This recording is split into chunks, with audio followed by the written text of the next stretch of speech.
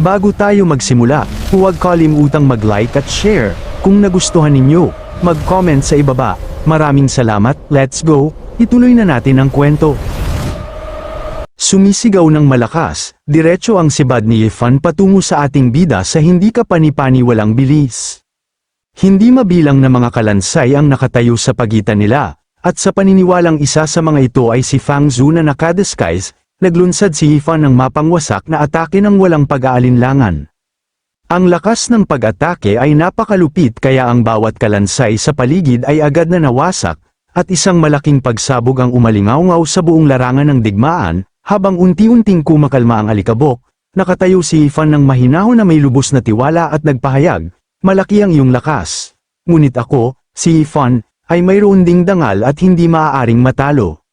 Sa paniniwalang tapos na ang labanan, lumingon siya at sumigaw, "Dali, tawagin na ang mga medikal na kawani." Ayokong magdulot ng anumang nasawi, gayunpaman, nang tumingin siya kay Professor Chen, Instructor Liu, at Bai Xiao Chen, agad niyang napansin na may mali. Wala sa kanila ang nagmukhang mga taong kakasaksi lang ng tagumpay. Ang kakaiba nilang mga ekspresyon ay nagpahiwatig na may hindi tama. Sa susunod na sandali, isang nakakatakot na kaisipan ang pumasok sa kanyang isipan.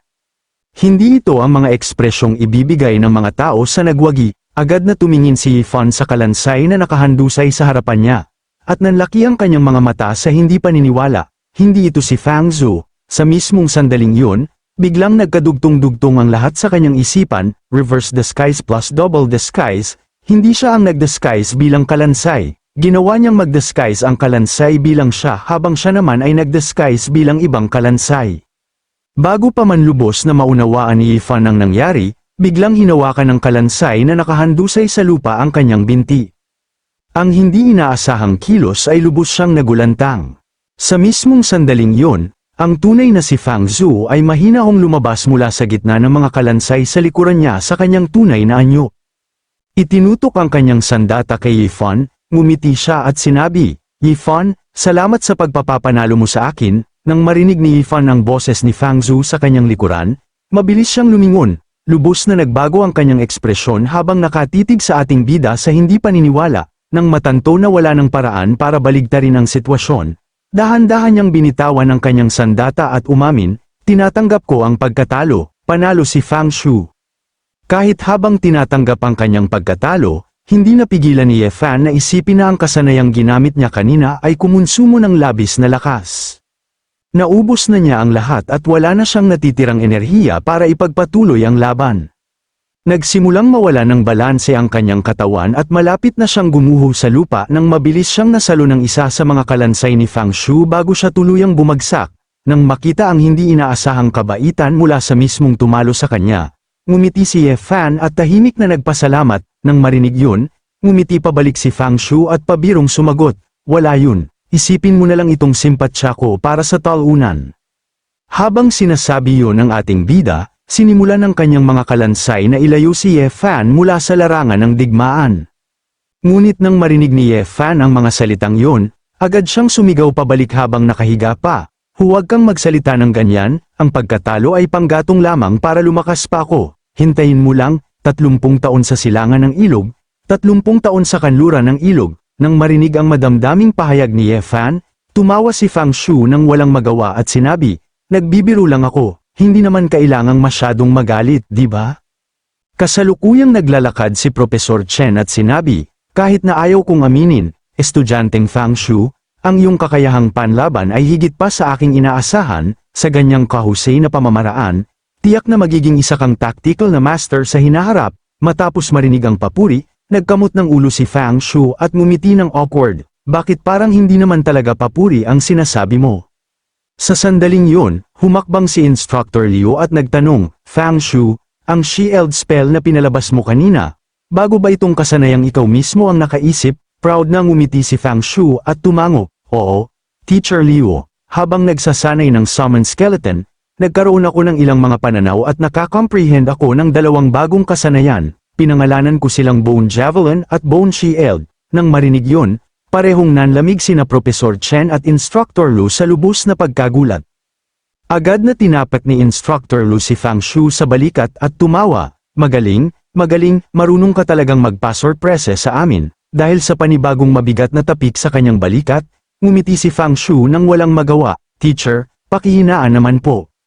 Habang mukhang nasa sabik pa rin, lumingon si Instructor Lu kay Professor Chen at sinabi, Brother King Shin, mayroon ka namang propesyonal na kagamitan dito. Bakit hindi natin subukan ang mga bagong kasanayan ni Fang Shu? Tumango si Professor Chen nang walang pag-aalinlangan. Walang problema, aayusin ko yun. Subalit, agad silang pinigilan ni Fang Shu at sinabi, Teacher, ubos na ang aking spirit power. Sa tingin ko'y hindi ko masusubukan ang dalawang bagong kasanayang ito ngayon. Ngumiti lamang si Instructor Lu at ipinatong ang kanyang kamay sa balikat ni Fang Shu. Hindi mo kailangang mag-alala sa ganyang maliit na bagay. Pagkasabi niya nito, agad na may nagdala ng Spirit Power Recovery Potion. Tumingin si Fang Shu sa bote at hindi napigil ang magbiro. Sandali, parang nagbubuhos kayo ng draft beer dito. Agad na tumawa si Instructor Lu at sumagot, inumin mo na lang diretso sa bote. Nang marinig yun, hindi na nagatubili pa si Fang Shu. Kinuha niya ang potion at ininom ito ng isang lagok. Iniisip sa kanyang sarili na ito ang unang pagkakataon na makakita siya ng taong tinatreto ang recovery potion na parang ordinaryong inuming tubig. Nakakapanibago rin pala ang pakiramdam. Habang inuubos niya ang potion, bumalik si Professor Chen kasama ang testing machine. Nang makita na handa na ang lahat, tumingin si Instructor Lu kay Fang Shu at sinabi, Maghanda ka, magsisimula na tayo sa test. Tumatango ang ating bida nang may tiwala. Sige, pagkasagot niya, nagpatuloy si Instructor Lu sa pagpapaliwanag, gaya lang ng ginagawa ninyo sa combat class, gamitin mo ang iyong kasanayan para atakehin ito. Nang marinig ang mga tagubilin, pumasok si Fang Shu sa paninindigang panglaban bago pinaga niya ang kanyang bone-flying spear skill. Nang hindi nagpipigil, naglunsad siya ng malakas na atake diretso sa testing machine. Nang tumama ang atake, tumingin si Instructor Liu sa resulta at inanunsyo, kakayahang pang-atake, 85, nang makita ang ganyang kahangahangang numero, agad na nagsimulang mag-usap-usap ang mga tao sa paligid, napakataas naman ng attack ability para sa isang bagong gising na estudyante, talagang pambihira yan. Habang nakikinig sa mga reaksyon ng lahat, nagdagdag si Professor Chen ng may paghanga, ang pinakaimportanteng punto ay ito ay sariling likhang kasanayan. Habang nag-uusap pa ang lahat, tumingin pabalik si Instructor Liu kay Fang Shu, maghanda ka, susunod, susubukan natin ang defensive ability ng iyong kasanayan. Pagkasabi niya nito, mabilis na sumugod ang testing machine patungo kay Fang Shu, nang hindi nagpapanik, agad na pinaganya ng ating bida ang bone shield at lubusang hinarang ang paparating na atake. Makalipas ang sandali, lumabas ang panibagong resulta, kakayahang panlaban, 80. Nang makita ang mga numerong yon, ngumiti si Instructor Liu nang may kasiyahan. Ang iyong pag-atake ay maihahambing sa isang Storm Mage, at ang iyong depensa ay maihahambing sa isang Earth Knight. Pagkasabi niyan, lumapit siya at masayang tinapak muli ang balikat ni Fang Shu. Fang Shu, ipinanganak ka talagang maging isang necromancer. Dahil sa panibagong tapik sa balikat, hindi napigilan ni Fang Shu na magreklamo ng may walang magawang ngiti. Teacher, pwedeng huwag niyo na akong tapikin. Sa sandaling yun, inayos ni Professor Chen ang kanyang salamin at sinabi, Estudyanteng Fang Shu, ang mga kasanayang iyong na-comprehend ay tunay na kahanga-hanga. Iminumungkahi kong irehistro mo ang mga ito sa skill repository. Nang marinig ang mga salitang yon, kitang-kita ang pagkagulat ni Fang Shu. Ang skill repository, habang iniisip niya yon, naalala niya na ang tinatawag na skill repository ay isang malaking sentrong koleksyon ng mga kasanayan na itinatag ng Federation kung saan kahit sino ay maaaring makipagpalitan ng contribution points para sa malalakas na kasanayan. Nang makita ang pag-aalinlangan ni Fang Yu, ngumiti si Professor Chen at nagpaliwanag, ang aming research institute ay may sangay ng Federation Skill Repository. Maaari mo itong gamitin anumang oras. Nang marinig yun, ngumiti si Fang Yu nang may pasasalamat, maabala ko na lang kayo.